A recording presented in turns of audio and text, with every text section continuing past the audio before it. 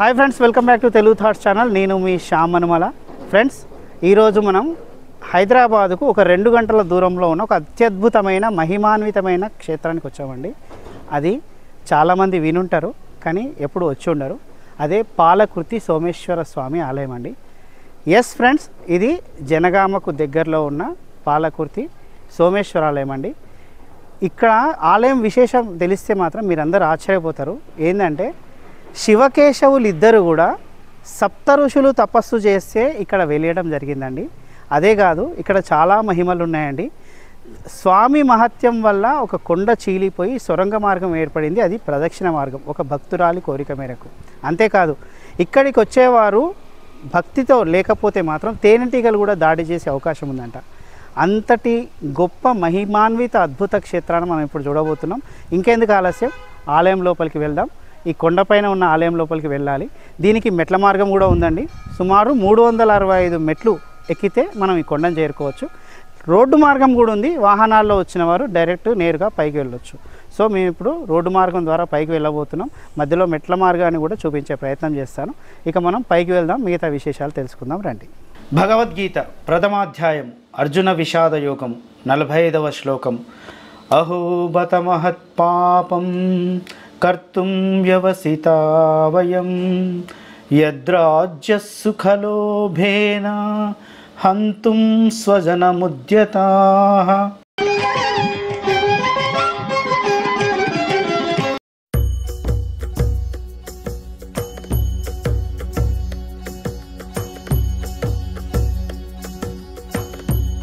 మనకి ఇక్కడ వినాయకుల వారు కనిపిస్తారు మెట్ల మార్గం కంటే ముందే. చూడండి కుడివైపు. ఆహా, స్వామి రాస్తున్నారు చూసారా? బహుశా మహాభారత గ్రంథ రచన చేస్తున్నారేమో. ఇక చూడండి, ఇక్కడ మీకు మెట్ల మార్గం ఉందని చెప్పాను కదా. ఇక్కడి నుంచే మెట్లు ప్రారంభమవుతాయి. 365 మెట్లండి. సంవత్సరంలో ఎన్ని రోజులు ఉంటాయి మీకు తెలుసు కదా, 365.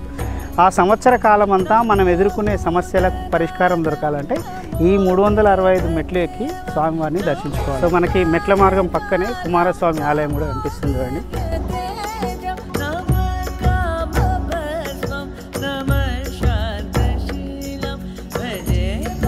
ఇక కుమారస్వామి దర్శనం తర్వాత మనకి ఈ మెట్ల దారిలోనే కుడివైపు చండికాదేవి ఆలయం ఉంటుందండి.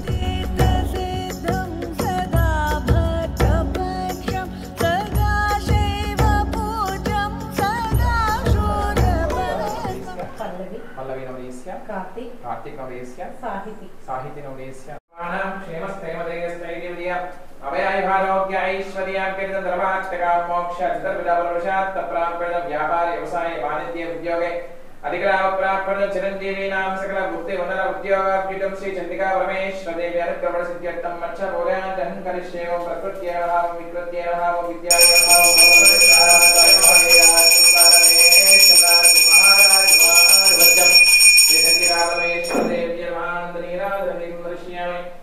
శుభారంభం అండి. నిజంగా సర్వమంగళ మాంగళ్యే శివే సర్వార్థ సాధకే శరణ్యే త్రయంబకే గౌరీ నారాయణి నమస్తుతే అని మనము మెట్లెక్కే ప్లేస్లోనే మనకి అమ్మవారు చండికా అమ్మవారు కనిపిస్తారు కుమారస్వామి తర్వాత.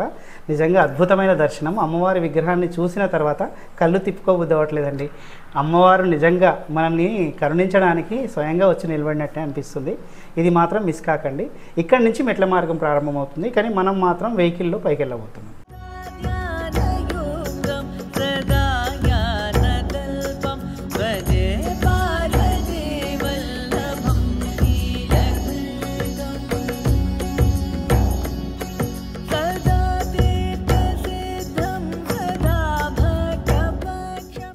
ఇది జనగాం, అంటే హైదరాబాద్ నుంచి 112 కిలోమీటర్ల దూరంలో ఉంది. జనగాం నుంచి 35 కిలోమీటర్ల దూరంలో ఉంది. కాబట్టి కేవలం 2-2.5 గంటల్లో మీరు ఈ ఆలయానికి చేరుకోవచ్చు.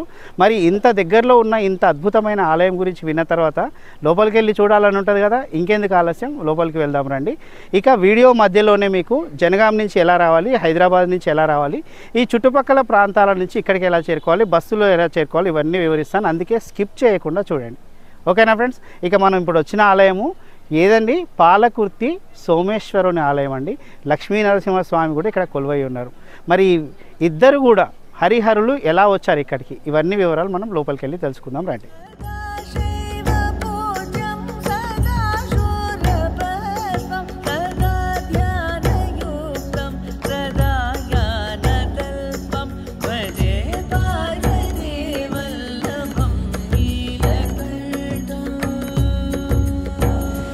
స్వామివారి దర్శనానికంటే ముందు మనం ఇక్కడ గిరి ప్రదక్షిణ మార్గం ఉంది.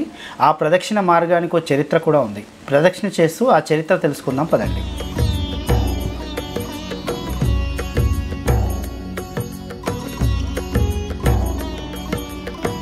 ఇక్కడ అమ్మవారు గండదీపం అమ్మారు. గండదీపం అమ్మవారు. గండదీపం అమ్మవారు చూడండి, చేతిలో ఒక పెద్ద దీపం పట్టుకొని ఉన్నారు అమ్మవారు. అచ్చా, అఖండ దీపాన్ని అమ్మవారికి అందించాల్సి ఉంటుంది.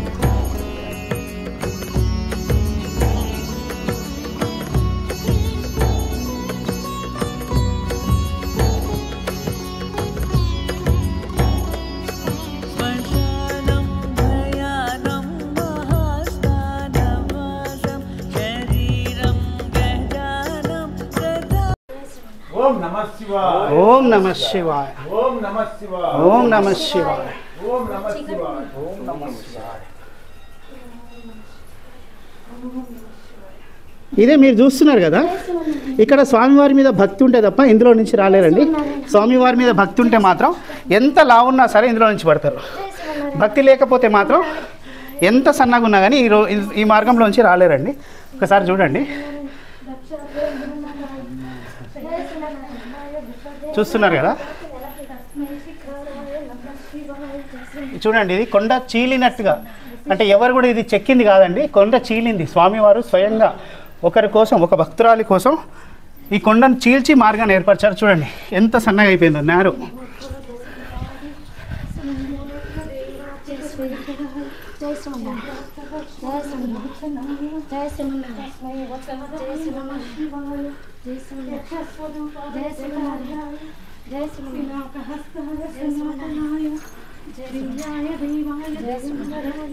ఇగో ఇందులో ఓం నమః శివాయ, ఓం నమః శివాయ, ఓం నమః శివాయ, ఓం నమః శివాయ.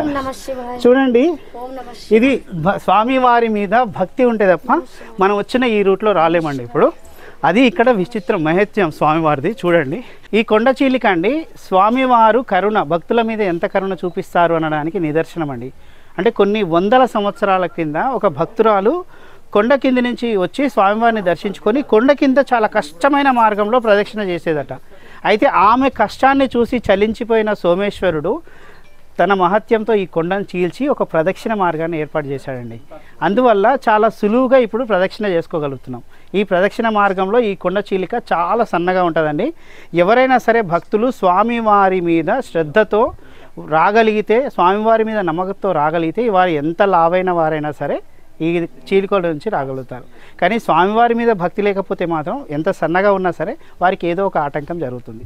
ఇది ఇక్కడ స్వామివారి మహత్యం. ఇక ఈ రోడ్లో వచ్చిన తర్వాత మనం పైకి వెళ్తున్నామండి. ఇక్కడ అఖండ జ్యోతి మీకు చెప్పాం కదా, శబరిమలై అరుణాచలం తర్వాత అతిపెద్ద జ్యోతి వెలిగే ప్రదేశం ఇదే అనమాట, ఈ పాలకుర్తి సోమేశ్వర స్వామి ఆలయం.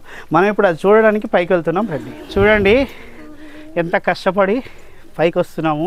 ఇవన్నీ చూపిస్తున్నానండి మీ అందరి కోసం. నేను మీ నుంచి ఆశించేది ఏం లేదండి, ఒక లైక్, సబ్స్క్రిప్షన్, షేర్, ఈ మూడే. అది గుర్తుపెట్టుకోండి. ఇంకా చాలా విశేషాలు ఉన్నాయి, చూద్దాం పదండి.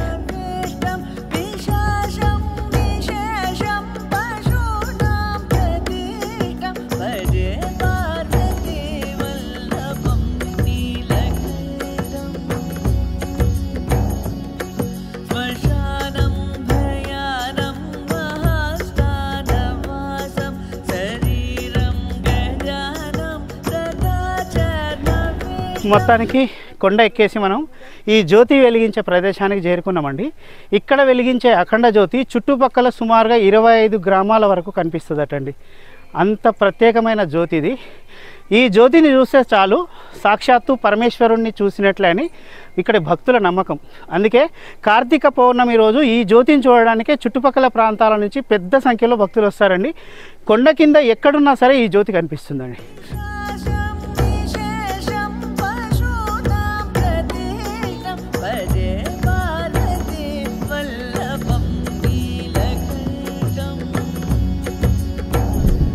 చూడండి ఇప్పుడు మనం ఉన్నది కొండ శిఖరం పైన అండి. మొత్తం ఈ కొండకు మొత్తం శిఖరం ఎక్కడైతే అత్యంత ఎత్తైన ప్రదేశం ఉందో అక్కడే ఉన్నాం.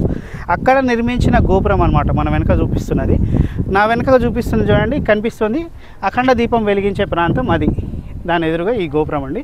చుట్టూ కూడా అద్భుతమైన ప్రకృతి అండి. ఇక్కడ నుంచి చల్లటి గాలి మొత్తం సుమారుగా చుట్టూ కూడా ఒక 15-20 కిలోమీటర్ల వరకు ఇక్కడ నుంచి చూడవచ్చండి. అంత ఎత్తైన కొండ ఇది. అంత అద్భుతమైన ప్రదేశం. ప్రకృతి సౌందర్యం కూడా చాలా అద్భుతంగా కనిపిస్తుంది ఇక్కడ నుంచి.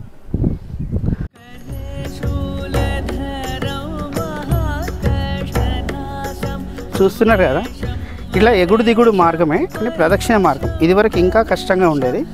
స్వామివారు ఆ కొండ చీలిక ఏర్పరిచిన తర్వాత ఇది చాలా దగ్గర అయిపోయిందండి నిజానికి.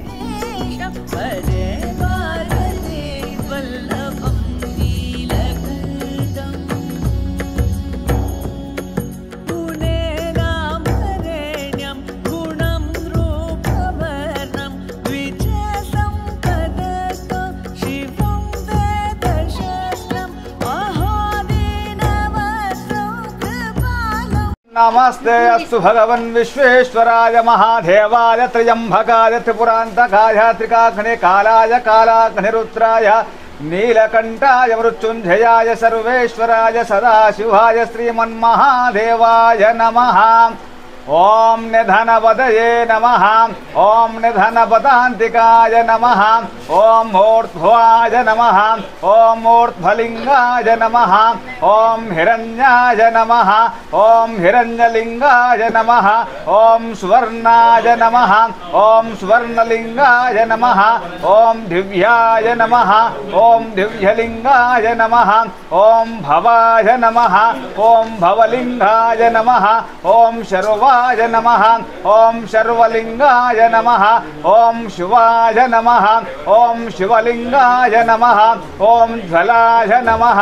ओम ज्वललिंगाय नमः। ओम आत्माय नमः। ओम आत्मलिंगाय नमः। ओम परमाय नमः। ओम परमलिंगाय नमः। ओम मघोरेभ्यो दघोरेभ्यो घोरघोरातरेभ्यः सर्वेभ्यो सर्वशर्वेभ्यो नमस्ते अस्तु रुद्ररूपेभ्यः। चंडिका समेता सोमेश्वर स्वामिने नमः। वेदोक्त आनंदकर्पूर मंगल दिव्य नीराजनं समर्पयामि। नीराज अनन्तरं शुद्ध आचमनीयं समर्पयामि। नमस्कारं कुर्यातु। ओम नमः शिवाय। ओम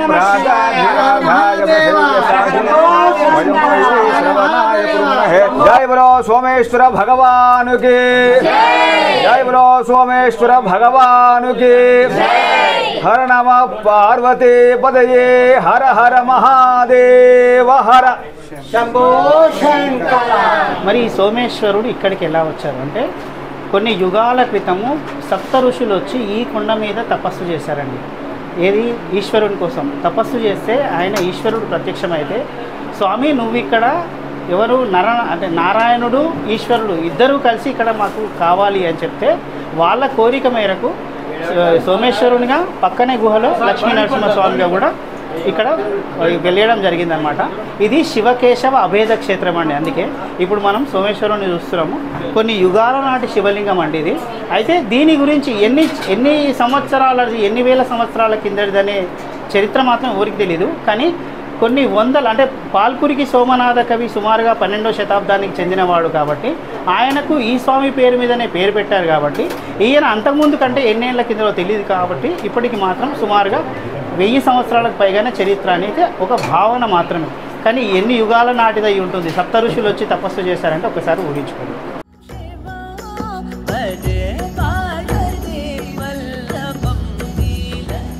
ఇక్కడ ఇదే గర్భగుడిలో స్వామివారికి పక్కనే వెండి వినాయకుడు, ఈ పక్కన పార్వతీమాత కూడా కనిపిస్తున్నారు చూడండి. ఇక స్వామివారి దర్శనం అయింది. మీ అందరూ కూడా మంచిగా దర్శనం అయితే నేను చేసుకున్నానని నేను భావిస్తున్నా. ఇక పక్కనే అంటే ఇదే కొండ గుహలో ఒక వైపుకు ఇంకా లక్ష్మీ నరసింహ స్వామి ఉంటారండి. అక్కడికి కూడా వెళ్ళి చూద్దాం రండి. చూడండి ఈ కొండ గుహ మొత్తం కూడా అంటే ఇదివరకు ఇక్కడి నుంచి వంగిపోయేవారట అండి, వంగి కూర్చొని వెళ్ళేవారట. కానీ కొద్దిగా తొలిచి ఇప్పుడు మనుషులు కొంచెం నడవడానికి వీలుగా ఇలా తొలిచారనమాట. మనం చూస్తున్నాం కదా. చెప్పండి. ఉగ్రం ఉగ్రం వీరం వీరం మహావిష్ణుం మహావిష్ణుం జ్వలంతం జ్వలంతం సర్వతోముఖం సర్వతోముఖం నరసింహభీషణం నరసింహభీషణం భద్రం భద్రం మృత్యు మృత్యు మృత్యుం మృత్యుం నమామ్యహం నమామ్యహం. ఓం నమో నారాయణాయ దండమిట్టుకోండి.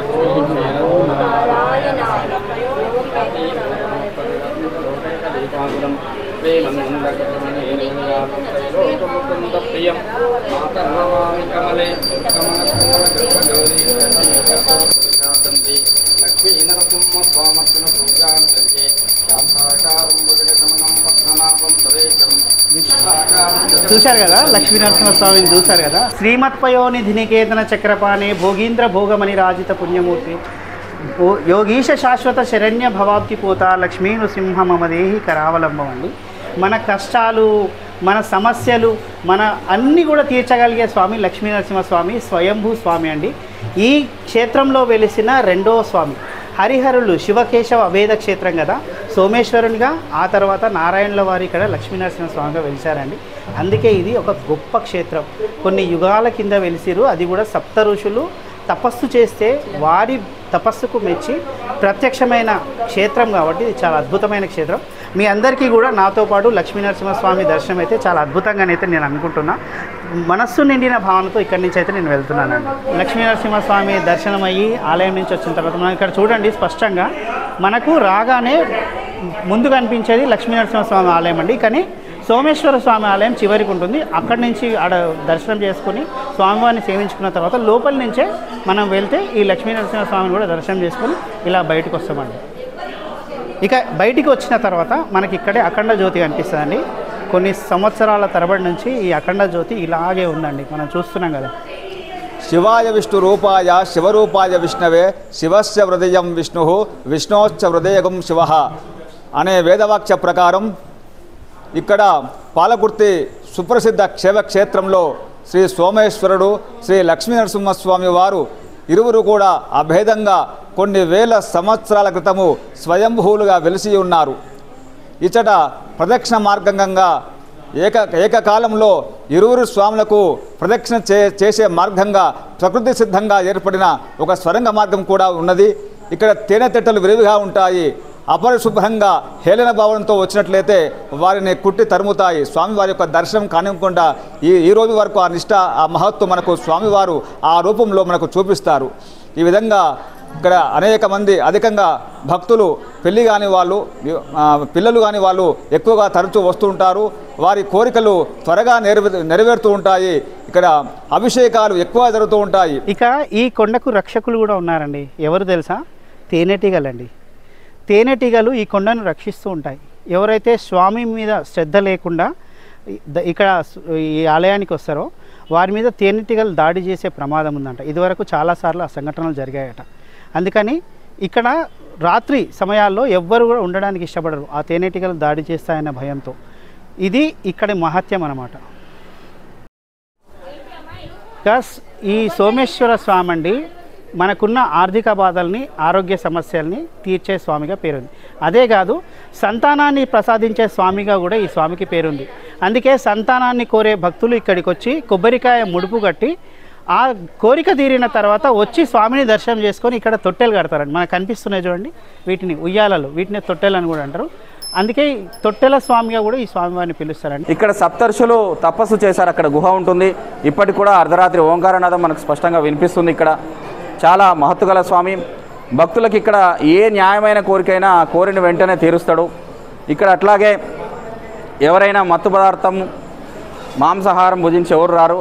హేళన భావంతో కానీ తప్పుడు ఆలోచనతో కానీ ఎవరు వచ్చినా కూడా కొన్ని వందల మందిని ఇక్కడ పైనుంచి కిందికి తరిమేసిన సందర్భాలు స్వామివారికి రక్షక భటులు ఉన్నటువంటి తేనెటీగలు ఉన్నాయి. ఇక్కడ ఇప్పటికీ కూడా ఆ భక్తులు ఉన్నాయి. అందుకే ఉదయం మాత్రమే ఎక్కడ చాలా వేల మంది భక్తులు దర్శించి తరిస్తారు. సాయంత్రం భోజనాంతరం వెజిటేరియన్ అయినా కూడా పూర్వీకులు ఎవరు కూడా రారు ఆ గౌరవంతో. ఇక ఈ ఆలయానికి ఎలా రావాలో ఒక్కసారి చూద్దామండి. హైదరాబాదు అంటే ఉప్పల్ రింగ్ రోడ్ నుంచి మీకు పాలకుర్తికి డైరెక్ట్గా నేరుగా బస్సులు దొరుకుతాయండి, ఆర్టీసీ బస్సులు. అక్కడి నుంచి సుమారుగా 112 కిలోమీటర్ల దూరం ఉంటుంది. ఇక జనగాం జిల్లాలో కొలువై ఉన్న ఈ ఆలయానికి జనగాం అంటే జిల్లా కేంద్రం నుంచి రావాలంటే 35 కిలోమీటర్ల దూరం ఉంటుందండి.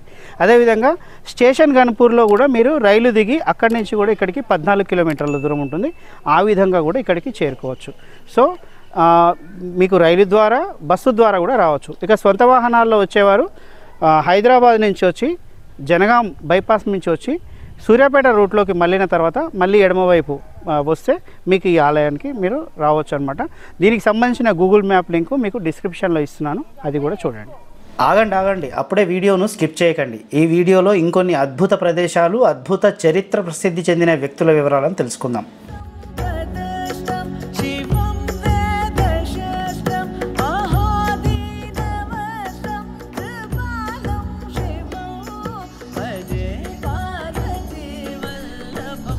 చూశారు కదా, మన వెనుక కనిపించేది సోమేశ్వర ఆలయం అండి, ఆ కొండ. ఇక ఎదురుగానే ఇక్కడ మనకు సోమనాథ కవి స్మృతివనం అండి. ఇక్కడ సోమనాథ కవి విగ్రహాన్ని కూడా ఏర్పాటు చేయడం జరిగింది. ఇక ఈ సోమనాథుని గురించి వివరాలు కొన్ని తెలుసుకుందాం.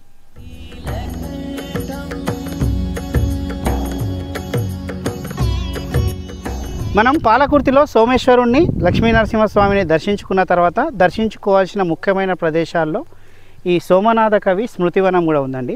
సోమనాథ కవి అంటే సామాన్యుడు కాదండి, ఆయన శివుడి అనుచర గణంలో ఒకరైన భృంగి అంశగా పుట్టిన వ్యక్తి అన్నమాట. సో ఈ సోమనాథ కవి చిన్నప్పటి నుంచే చాలా దైవభక్తి గలవాడు, అదేవిధంగా ఎంతో పాండిత్యం సంపాదించిన వ్యక్తి. మరి సోమనాథుని గురించి మనందరం కూడా 8వ తరగతి పుస్తకాల్లో చదువుకొని ఉంటారు చాలామంది. ఈయనను పాల్కురికి సోమనాథుడు అంటారు. పాల్కురి ఏంటంటే నిజానికి ఈ ఊరి పేరు పాలకురికి అనే ఈ ఊరి పేరును తర్వాత పాలకుర్తిగా మార్చారనమాట. ఆ పేరు మీదనే పాల్కురికి సోమనాథుడు అని ఈయనను పిలుస్తారు. ఈయన అష్టభాషా పండితుడండి, అంటే 8 భాషల్లో ఈయన గొప్ప రచనలు చేశాడు. ఆశువుగా పద్యాలు చెప్పగలడు, ఆశువుగా వచన కవిత్వాన్ని కూడా చెప్పగలడు 8 భాషల్లో. నన్నచోడుడు, మరొకడు మల్లికార్జున పండితారాధ్యుడు, వారితో సమానంగా ఈయన కూడా ఈ పాల్కురికి సోమనాథకమి, ఈ ముగ్గురిని కలిసి శివ కవిత్రయం అంటారనమాట. ఎందుకంటే వీరశైవానికి సంబంధించి, శివునికి సంబంధించి చాలా అద్భుతమైన రచనలు ఈ ముగ్గురు చేశారు. ఈ సోమనాథ కవికి ఆయన తల్లిదండ్రులు ఈ సోమేశ్వర స్వామిని సేవిస్తేనే ఈయన పుట్టాడని నమ్ముతారు. అందుకే ఈయనకు సోమనాథుడు అని చెప్పి ఆ స్వామి పేరే పెట్టడం జరిగింది. సో ఈ పాల్కురికి సోమనాథుడు సుమారుగా 1160 నుంచి 1240 కాలంలో, దయచేసి నేను తప్పు చెప్పి ఉంటే క్షమించండి, ఈ కాలంలో ఉన్నాడు. కాబట్టి అంతకు ముందు నుంచే ఈ సోమేశ్వర స్వామి ఇక్కడ వెలిచాడు అన్నదానికి రుజువు అన్నమాట. సో ఈ పాల్కురికి సోమనాథుని రచనలు కూడా చాలా ప్రసిద్ధమైనవి ఉన్నాయి. బసవ పురాణము, అదేవిధంగా పండితారాధ్యుల చరిత్ర, ఇలాంటి ఎన్నో విశేషమైన రచనల్ని ఆయన చేసి ఉన్నారు. అదేవిధంగా ప్రప్రథమంగా వచన కవిత్వాన్ని ప్రసిద్ధంలోకి తేవడంలో ఈ సోమనాథ కవి చాలా ప్రముఖ పాత్ర పోషించాడండి. అది ఇక్కడ విశేషం. సో ఈ సోమనాథ కవి శివుడి అనుచర గణంలో ముఖ్యుడైన భృంగి అనే అనుచరుని అంశ కాబట్టి ఈయన కూడా కారణ జన్ముడు అని అంటారు. అందుకే ఈయనను కూడా చాలామంది సేవించుకుంటారు. ఇక ఇంకొక ముఖ్యమైన విషయం ఏంటంటే ఇదే ఆలయానికి దగ్గరలోనే పోతనామాత్యుని ఊరైన బొమ్మెర కూడా ఉందండి. బొమ్మెర పోతనామాత్యుడు తెలియని వారు ఎవరు ఉండారండి. ఆయన భాగవతం రాశారు. మహాభాగవతాన్ని రచించడంలో కూడా ఈ పాల్కురికి సోమనాథ కవి ఆయనకు సహాయపడ్డారండి. బొమ్మెర పోతనకు అనుప్రాస సౌందర్య రచన చేయడంలో ఆయనకు నేర్పించారు అంటారు. సో అందుకే ఈ పాల్కురికి సోమనాథ కవికి ఇంత విశిష్టత అనమాట. మనం ఈ స్మృతివనానికి వచ్చి ఆయన గురించి గుర్తు చేసుకోవాల్సిన అవసరం ఎంతైనా ఉందన్నమాట. ఇక్కడికి దగ్గరలోనే మరొక చారిత్రక అద్భుత ప్రదేశం ఉందండి, అదే వల్మిడి అంటే వాల్మీకిపురం. కొందరు ఈ ప్రదేశాన్ని రామాయణాన్ని రచించిన వాల్మీకి మహర్షి జన్మస్థలం అంటారు. మరికొందరు వాల్మీకి తపస్సు చేసిన ప్రదేశం ఇదే అంటారు. రామాయణంలో సీతారాములు సందర్శించిన వాల్మీకి మహర్షి ఆశ్రమం కూడా ఇదే అంటారు. శ్రీ సీతారాముల పుత్రులు లవకుశులు పుట్టి పెరిగిన ప్రదేశం కూడా ఈ వల్మిడిని అంటారు. ఇంత తెలిసిన తర్వాత అక్కడికి వెళ్లకుండా ఎలా ఉంటాం? వెళ్దాం పదండి. పాలకుర్తి నుంచి ఈ వల్మిడి క్షేత్రం 7 కిలోమీటర్ల దూరంలో ఉంది.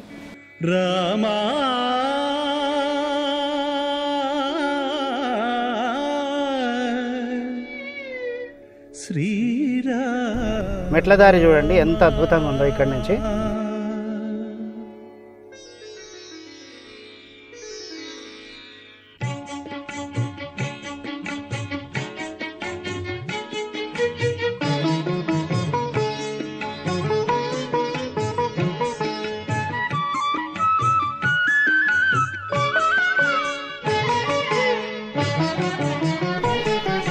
మనకు లోపలికి రాగానే ఇట్లా ధ్వజస్తంభము, ఆ తర్వాత ఆలయం కనిపిస్తుంది.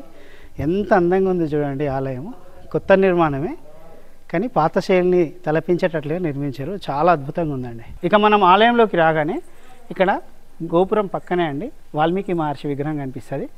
ఇక ముందు మనకు ఆలయం ఉంటుంది, ప్రధాన ఆలయం. వెళ్దాము, సీతారామచంద్ర స్వామిని ముందు దర్శించుకుందాం. ఈ స్థలం విశిష్టత ఏంది అనేది తెలుసుకునే ప్రయత్నం చేద్దాం. ముందైతే దర్శనం చేసుకుందాం. సీతా సమేత రామ శ్రీరామ, సీతా సమేత రామ మనకు ఎదురుగా ఆంజనేయ స్వామి వారు ఉన్నారు. చేసిన శ్రీరామ రామ, సీతా సమేత రామ శ్రీరామ, రాతి నాతి చేసిన శ్రీరామ రామ, సీతా సమేత రామ శ్రీరామ.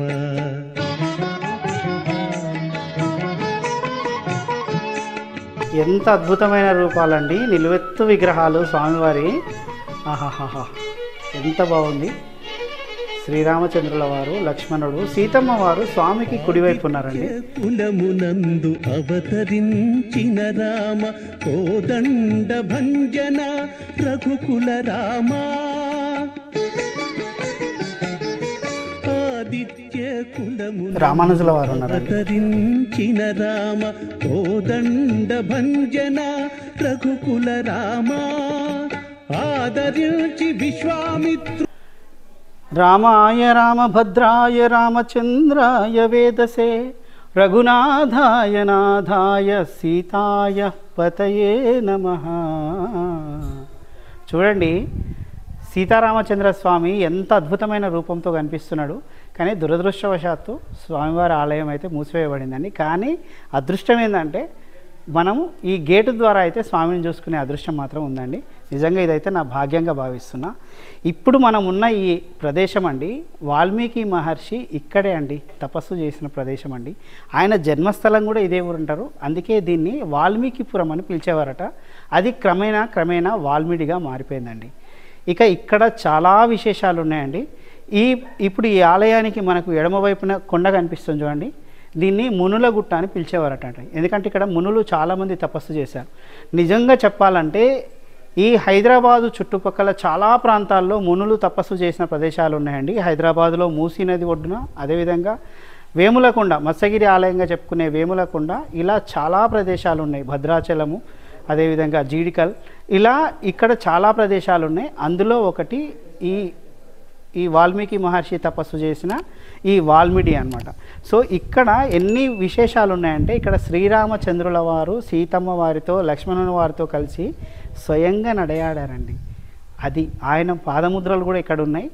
ఆయన స్వయంగా ఆల్వార్లతో, వినాయకునితో సహా కలిసి లక్ష్మణుల వారితో, సీతమ్మ వారితో, తన పరివారంతో కలిసి ఇక్కడ స్వయంగా వ్యక్తమైన ప్రదేశం కూడా ఇక్కడే ఉంది.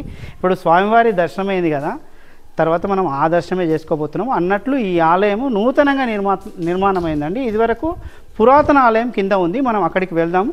ఈ ఆలయం మాత్రం అంటే అద్భుతమైన శిల్పకళా చాతుర్యం, కొత్త నిర్మాణమే అయినా కానీ రాతితో నిర్మాణం చేశారు. చాలా అద్భుతంగా ఉంది, అందంగా కనిపిస్తుంది. ఇక మనం ఈ ఆలయ దర్శనం అయింది కదా, ఇక మనం ఆ పురాతన ఆలయం ఏముంది, అక్కడ స్వామివారి పాదముద్రలు ఉన్నాయి. అదేవిధంగా నీటి గుండంలో స్వామివారు స్వయంగా వ్యక్తమైన ప్రదేశం కూడా ఉందట. అక్కడికి వెళ్ళి ఆ వివరాలన్నీ చూద్దాము. నేను తరిస్తాను, మీ అందరు కూడా దీన్ని చూసి తరించండి. స్వామివారి ఆలయానికి ఎడమవైపు నుంచి ఉన్న ద్వారం నుంచి వెళ్తే మనకి ఇక్కడ శివాలయం కనిపిస్తుంది అండి. ఇది కూడా కొత్తగా నిర్మించారు. సీతా సమేత రామ శ్రీరామ.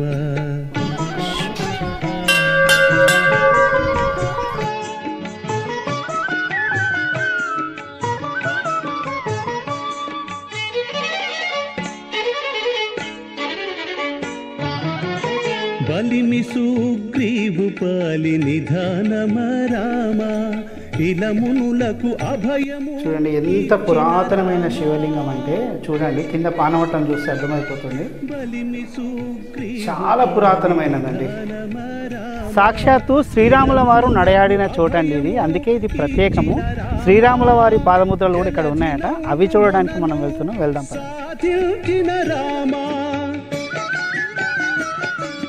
జలధినౌబు మొనను సాధించిన రామా.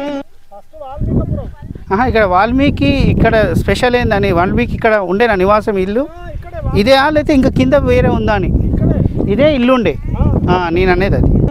అలరు రావణ దర్ప హరణ రామ రామ సీత.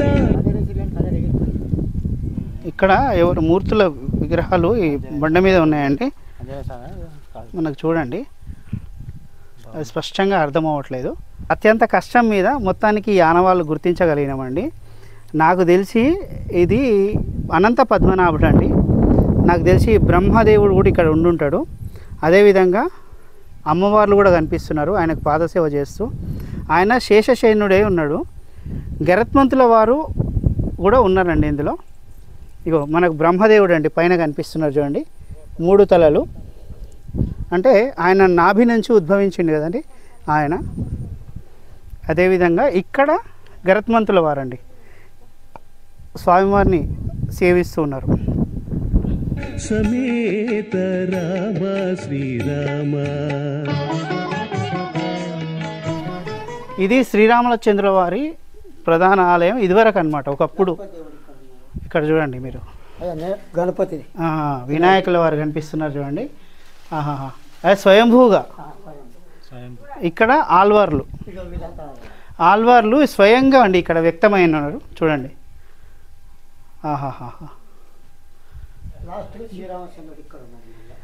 ఇక్కడ శ్రీరామచంద్రుల వారు ఇక్కడ స్వయంగా వ్యక్తమయ్యారండి. అచ్చా, ఇగో సీతారాముల వారు కనిపిస్తున్నారు చూడండి మనకు. అక్కడ ఒకవైపు ఆంజనేయ స్వామి, ఇంకా మరోవైపు ఆయన అనుచరులుగానే ఉన్నారు లక్ష్మణుల వారితో సహా ఇందులో ఉన్నారండి. ఇదే ఒకప్పటి రామాలయం, ప్రధాన ఆలయం. చూడండి, ఇవాళ మీకు ఒక అద్భుతమైన విషయాన్ని చెప్పబోతున్నా అండి. అంటే రామాయణంలో ఎక్కువ భాగం జరిగిన ప్రదేశం అండి ఇది, అందుకే చాలా మహత్వపూర్వకమైన ప్రదేశం అండి, చాలా పవిత్రమైన ప్రదేశము, నిజంగా చాలా విశేషమైనది. ఎందుకు అంటే ఇప్పుడు మనము ఈ ఆలయానికి వాల్మీకిపురం అనే గ్రామం ఇది, అప్పుడు దీన్ని ఇప్పుడు పేరు మార్చి వల్మిడి గ్రామం పిలుస్తున్నారు. కానీ ఇక్కడ వాల్మీకి మహర్షి ఇక్కడ శ్రీరాముల వారి గురించి తపస్సు చేశారు, ఆయన జన్మస్థలం అని కూడా అంటున్నారు. ఇక్కడ శ్రీరాముల వారి ఆనవాళ్ళు ఉన్నాయండి. ఇప్పుడు మనకు చూస్తున్నాము, మన వెనుక కనిపించే ఆలయము శ్రీరాముల వారు ముందున్న ఆలయం ఇదే అండి. ఆ తర్వాత ఇప్పుడు కొత్తగా నిర్మించిన ఆలయం, మనం ఇంతకుముందే చూసాం కదా, కొత్తగా నిర్మించిన ఆలయం అదే అనమాట స్వామివారి ఆలయం. ఇక్కడ స్వయంగా వ్యక్తమై ఉన్నారు వినాయకుల వారు, ఆల్వారులు 12 మంది, ఆ తర్వాత సీతారామ లక్ష్మణులు, ఆంజనేయ స్వామి, మరికొందరి పరివారంతో సహా. ఇక్కడ ఇంకొక విశేషం చూడండి, ఇక్కడ గుండం ఉంది. ఈ గుండాన్ని ఏమని పిలుస్తారు? దీన్ని పాలగుండం అని పిలుస్తారండి. ఈ పాలగుండంలో స్వామివారు ఇక్కడ లోపల ఉన్నారండి. సుమారు ఒక 30 అడుగుల లోతుల్లో ఇక్కడ సొరంగం లాగా, అంటే ఒక చిన్న గుహలాగా నిర్మాణం ఉండి అందులో స్వామివారు ఉన్నారండి. స్వయంగా వ్యక్తమయ్యారండి స్వామివారు ఇక్కడ, అందుకే ఇది పాలగుండం అని పిలుస్తారు. ఒక్కసారి ఊహించుకోండి ఎన్ని యుగాల నాటిది అయి ఉంటుంది ఈ గుండము. ఇక ఈ గుండంలో ఉన్న నీరు మహత్యం ఏంటంటే సుమారు 30 అడుగుల లోతు ఇది ఉంటుంది. కానీ ఎప్పుడు కూడా నీరు పెరగడం ఉండదు, తగ్గడం ఉండదు. కరువు వచ్చినప్పుడు తగ్గడం ఉండదు, వర్షాలు ఎక్కువ వచ్చినప్పుడు పెరగడం ఉండదు. ఇదే లెవెల్లో వాటర్ ఉంటాయండి, అది ఇక్కడ విశేషము. దీని గురించి మరిన్ని వివరాలు మనం సోమనరసయ్య గారితో మాట్లాడదామండి. ఆయన ఇక్కడ స్థానికులు, అదేవిధంగా ఈ ఆలయాన్ని పలుమార్లు దర్శించారు, చాలా వివరాలు చెప్తున్నారు. ఒకసారి ఆయనతో మాట్లాడదాం. ఫస్ట్ పైన చూసినైతే కొత్త ఆలయం, తర్వాత ఫస్ట్ పురాతనంగా శ్రీ వాల్మీకి మహర్షి తపస్సు చేసిన స్థలం కూడా ఇదే. అది ఇక్కడ లవకుశులు ఇద్దరు కూడా ఆయన వాల్మీకి మహర్షి వాళ్ళ విద్యాబుద్ధులు నేర్పించిన స్థలం అని కూడా చెప్తారు పురాణాల్లో. మన పురాణాల్లో కూడా వాల్మీకి రామాయణంలో ఉంటుంది. తర్వాత ఇక్కడ పాలగుండం అనేది ఇక్కడ గుండం ఉందండి. ఇందులో 30 అడుగుల లోతులు నీళ్ళు ఉంటాయి, ఎప్పుడు పుష్కలంగా నిండి ఉంటాయి. అయితే ఎంత వర్షాలు పడకపోయినా అంతే ఉంటాయి, వర్షాలు పడ్డా కూడా అంతే, తగ్గడం పెరగడం ఏమి ఉండదండి. ఆ 30 అడుగుల లోపల కూడా ఈ సీతారామచంద్ర స్వామి, ఆంజనేయ స్వామి అందరి మూర్తుల విగ్రహాలు కూడా లోపల నిక్షిప్తం ఉన్నాయి. ఇంకాను కూడా అవి కానీ నీళ్లు తోడేసినప్పుడు కనిపిస్తే కానీ అవి నీళ్ళు ఎప్పుడు తోడకూడదు కూడా. ఆయన తిరిగిండు ఇక్కడ సీతమ్మ వారి కోసం జాడలు వెతుక్కుంటూ మన దండకారణ్యంలో తిరిగినప్పుడు ఇక్కడ కూడా సందర్శించడం జరిగింది. ఇక్కడ వాల్మీకి మహర్షిని దర్శించుకున్న స్థలం కూడా ఇదే. వాల్మీకి మహర్షి ఇక్కడ పుట్టలోపల ఉన్నది కూడా ఈ స్థలంలోనే. ఇక్కడ మాత్రం రామాయణ రచన జరిగిన స్థలం కూడా చాలా మంది పురాణాల మా పూర్వీకులు కూడా చెప్పింది ఏంటంటే ఇక్కడ జరిగిందని చెప్తారు. ప్లస్ ఇంకోటి కూడా ఏంటంటే వాల్మీకి మహర్షి సీతమ్మ వారిని రాముల వారిని పంపించినప్పుడు అడవికి గర్భవతి కదా, ఆమెను తీసుకొచ్చి ఇక్కడ పెట్టిన తర్వాత లవకుశులు జన్మించినప్పుడు వాళ్ళిద్దరికీ విద్యాబుద్ధులను వాల్మీకి మహర్షి నేర్పించింది కూడా ఇదే స్థలంలో, ఈ ప్లేస్లోనే.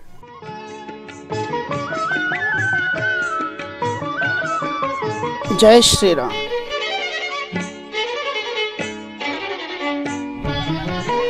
ఇక్కడ రాములవారి ఆలయం మనకు వెనక కనిపిస్తుంది, కింద గుండం కనిపిస్తుంది, ఎదురుగా ధ్వజస్తంభం ఉంది చూడండి ఇక్కడ. ఇక ఆంజనేయ స్వామి కనిపిస్తున్నారు. ఇక ఈ ముందల చూడండి ఏదో దేవతామూర్తులై సంబంధించిన ఆనవాళ్ళు ఉన్నాయి. అయితే అది కలరు చెదిరిపోవడంతో అంటే రంగు వెలిసిపోవడంతో ఇప్పుడు అర్థం కావట్లేదండి. లాలించి విభీషణుని లంక ఎలించిన రామ చాలి శరణాగత రక్షక రామ. గరుడాల్వార్లు అండి మనకు కనిపిస్తున్నది ఇప్పుడు. ఇక ఇదే అండి స్వామివారి పాదముద్రలు. అంటే మనకు రంగు వెలిసిపోయి కనిపించడం లేదండి, స్వామివారి పాదముద్రలు ఇవి. లాలించి విభీషణుని లంక ఎలించిన చూడండి మన భాగ్యము, నా భాగ్యము, మీ అందరి అదృష్టం కూడా అయితే నేను అనుకుంటున్నా. ఎందుకంటే రాముల వారు స్వయంగా నడయాడిన నేల, సీతమ్మ వారు, లక్ష్మణులు, వాల్మీకి మహర్షి వీరందరూ తిరిగిన ప్రదేశాన్ని మనం చూస్తున్నామండి. ఇప్పుడు మనం ఇవన్నీ విశేషాలు చూసాం కదా, దీన్ని రాముని గుట్ట అని పిలుస్తారండి. చాలి శరణాగత రక్షక రామ మేలిమి శ్రీ వెంకటాద్రి మీద వెలసిన రామ మేలిమి శ్రీ వెంకటాద్రి మీద వెలసిన రామ. ఫ్రెండ్స్ ఇక వాల్మీడిలో సీతారామచంద్ర స్వామిని, అదేవిధంగా సాక్షాత్తు శ్రీరాముల వారి పాదముద్రల్ని, ఇక మిగతా దేవతా స్వరూపులందరినీ కూడా చాలా బాగా దర్శించుకున్నాం కదా. ఇక ఇక్కడి నుంచి మనం బయలుదేరుతున్నాం. నిజంగా ఈ అద్భుత భాగ్యం మీ అందరికీ కలగాలని అయితే నేను బాగా కోరుకుంటున్నాను అండి. అందుకే దయచేసి మీకు వీలున్న సమయంలో ఈ ఆలయాన్ని దర్శించడానికి ప్రయత్నం చేయండి. ఫ్రెండ్స్ ఇక్కడి నుంచి మనం ఆంధ్ర మహాభాగవతాన్ని రాసిన మహాకవి పోతన పుట్టిన ఊరు బమ్మెరకు వెళ్తున్నాం. పాలకుర్తి నుంచి ఈ ఊరు కేవలం 3 కిలోమీటర్ల దూరం మాత్రమే. అక్కడికి వెళ్ళి ఆ మహానుభావుడి విశేషాలు తెలుసుకొని ఈ వీడియోని ముగిద్దాం. పాలకుర్తి నుంచి మీరు ఎక్కడికి వెళ్ళాలన్నా ఆటోలు దొరుకుతాయి, బస్సులు కూడా అందుబాటులో ఉన్నాయి. ఫ్రెండ్స్ పోతన మాత్యుని ఊరికి వచ్చినామండి. ఇది బొమ్మెరలో ఆయన ఆలయానికి వెళ్తున్న క్రమంలో మాకు ఇక్కడ మధ్యలో శివాలయం కనిపించింది. ఎంత పురాతనమైన ఆలయం అంటే నిజంగా, కానీ నిర్వహణ లేదనుకుంటాను. దీన్ని మళ్ళీ పునరుద్ధరిస్తున్నారు ఇప్పుడైతే. సో అతి త్వరలోనే ఆలయానికి జీర్ణోద్ధరణ జరిగి పునర్వైభవం వస్తుందని అయితే మనం ఆశిద్దాం. చాలా అద్భుతమైన ఆలయం అండి. నేను బయట నుంచే వీలైనంత చూపించే ప్రయత్నం అయితే చేస్తాను. వెలయు ప్రతాపపు రామ రామ సీత సమేత రామ శ్రీరామ రాతి నాతి చేసిన శ్రీరామ రామ సీత సమేత రామ శ్రీరామ రాతి నాతి చేసిన శ్రీరామ. లోపల శివయ్య కనిపిస్తున్నాడు అండి మనకి. తర్వాత వెనక అమ్మవారు ఉన్నట్టుంది, బహుశా తెలీదు. ఇంకా అంతే అండి, మనం లోపలికి వెళ్ళలేకపోతున్నాం కాబట్టి. వినాయకుడు, కుమారస్వామి అటు ఇటు, నంది విగ్రహం. ఫ్రెండ్స్ చూడండి మనకి ఇక్కడ ఒక బోర్డు కనిపిస్తుంది చూడండి. ఇది బమ్మెర పోతన స్మారక మందిరం అండి. బమ్మెర గ్రామం, పాలకుర్తి మండలం, జనగామ జిల్లా. సో ఇది అన్నమాట ఈ స్మారక మందిరం కడుతున్నారు. శ్రీరామ శ్రీరామ శ్రీరామ. నేనున్న ఈ ప్రదేశము ఒక మహాభక్తుడు, ఒక మహాకవి, ఒక మహాపురాణం రాసిన ఒక గొప్ప వ్యక్తికి సంబంధించిన సమాధి అండి. మీరు ఇప్పటికే ఊహించుంటారు, ఆయన ఎవరో కాదండి, బమ్మెర పోతన. ఎస్ ఫ్రెండ్స్, నేను ఇప్పుడు బమ్మెర విలేజ్లో ఉన్నా. ఇది పాలకుర్తి ఉంది కదండి, సోమేశ్వర స్వామి ఆలయం, అక్కడి నుంచి 3 కిలోమీటర్ల దూరంలోనే ఉంటుంది. వరంగల్కు, అదేవిధంగా జనగాంకు, స్టేషన్ గన్పూర్, ఈ 3 ప్రాంతాలకు కూడా అత్యంత దగ్గరలో ఉండే ఈ బమ్మెర గ్రామము పోతన పుట్టిన ఊరండి. ఇప్పుడు నా వెనక కనిపిస్తుంది చూడండి ఆయన సమాధి. ఒకసారి ఆయన సమాధి చూద్దాం రండి ముందు, ఆ తర్వాత ఇంకా విశేషాలు ఉన్నాయి, మాట్లాడుకుందాం. శ్రీరామ శ్రీరామ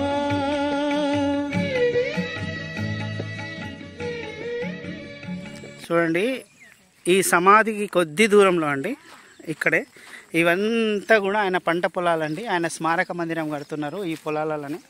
ఆయనకు సంబంధించిన చారిత్రక విశేషాలను కూడా ఇక్కడ ఈ స్మారక మందిరంలో ఒక మ్యూజియం లాగా ఏర్పాటు చేసి దాన్ని ప్రదర్శించే అవకాశం ఉందన్నమాట. అదేవిధంగా ఇక్కడ ఒక పోతనకు సంబంధించిన ఒక పెద్ద విగ్రహాన్ని ఏర్పాటు చేసే ఆలోచన అయితే చేశారు. దానికి సంబంధించిన ఏదైతే కేంద్రం ఉందో అంటే బేసు, దాన్ని అయితే ప్రిపేర్ చేయడం అయితే జరిగిందండి. ఇక చూడండి, ఇప్పుడు మనం బావి దగ్గరికి వచ్చినాము. బా, ఇది పోతనామాత్యుల వారు ఉపయోగించిన బావి అండి. చూడండి, ఆహా, ఎంత అంటే మరి తర్వాత దీన్ని నిర్మించారు, పునర్నిర్మించారు. ఎందుకంటే మీరు అక్కడ చూడండి, ఇగో నెంబర్లు వేసి ఉన్నాయి. ఇవన్నీ కూడా మొత్తం శిథిలావస్థకు చేరితే మళ్ళీ తొలగించి మొత్తం కూడా శుద్ధి చేసి మళ్ళీ నిర్మించారండి. అయితే ఈ మోట కోసం ఉపయోగించే ఈ పెద్ద బండ ఉంది చూడండి, ఎంత పెద్దగా ఉంది నిజంగా, బావి అంత వెడల్పుగా. ఇది పోతనామాత్యుని కాలంలోనే ఉన్న బండటండి. మళ్ళీ పునరుద్ధరణలో భాగంగా మళ్ళీ అది ఎలా ఉందో దాన్ని అలాగే ఏర్పాటు చేశారండి. ఇక్కడ సీత సమేత రామ శ్రీరామ సీత సమేత రామ శ్రీరామ. చూడండి, ఒక యాంఫీ థియేటర్ ఇక్కడ తయారు చేస్తున్నట్టుగా అనిపిస్తోందండి. నాకు తెలిసి ఇక పోతనామాత్యుల వారిది ఇక్కడ కార్యక్రమాలు ప్రదర్శించడం కోసం ఈ ఏర్పాటు చేసినట్టయితే నాకు అనిపిస్తుంది. చూడండి, పోతనను సహజ కవి అని పిలుస్తారండి. ఎందుకంటే ఆయనకు ఎవ్వరు కూడా గురువు లేరండి. ఆయన స్వయంగా అబ్బిన విద్య అన్నమాట ఈ రచన అనేది. నిజంగా ఈ పాండిత్యం అనేది చాలా గొప్ప విషయం అండి. అయితే ఆయనకు పాల్గురికి సోమనాథ కవి కొన్ని విషయాలు నేర్పించడం జరిగింది. ఏంటి అంటే అనుప్రాస సౌందర్యం అండి. ఆయన కవిత్వంలో వాడగలిగే అనుప్రాస సౌందర్యాన్ని సోమనాథ కవి నేర్పించారట.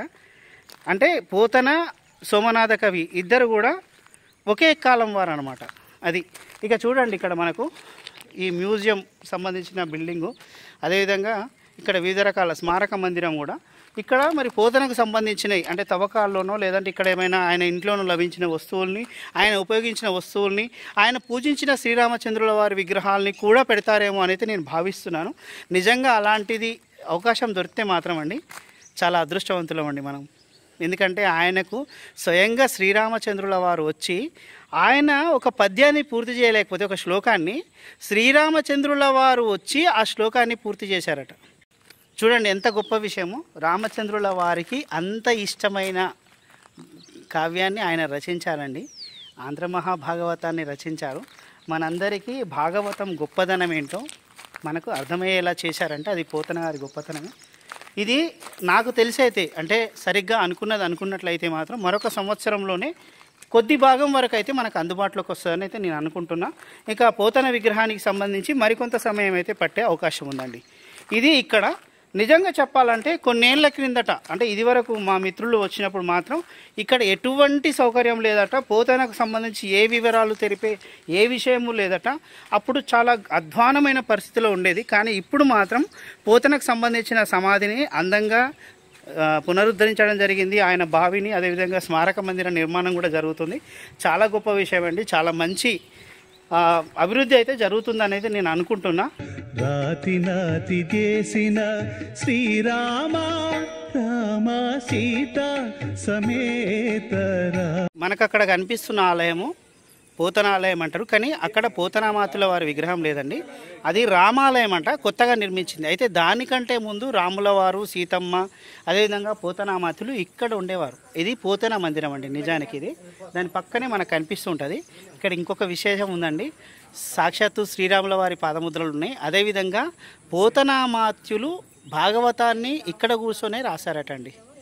సో అది మనం చూద్దాం రండి. రామ శ్రీరామ రాతి నాతి చేసిన శ్రీరామ. ఈడ కూర్చొని రాశారండి. ఇది కూర్చొని రాసిన ప్రదేశం. అంటే అది వెనక ఉన్నది ఆనుకునే బండ అనమాట. ఇదంతా ఒక చిన్న ఒక చైర్ లాంటి సింహాసనం లాగా కింద నేల మీదనే ఏర్పాటు చేసిన ఇదనమాట.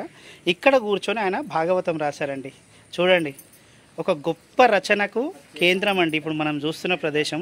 ఎంత భాగ్యవంతులమండి మనం నిజంగా. ఇక ఇక్కడ పోతనామాత్యులు, అదేవిధంగా ఇంతకుముందు సీతారామచంద్రులు ఇక్కడే ఉండేవారండి. మనకి ఇక్కడ నుంచి రామ సీత సమేత రామ శ్రీరామ.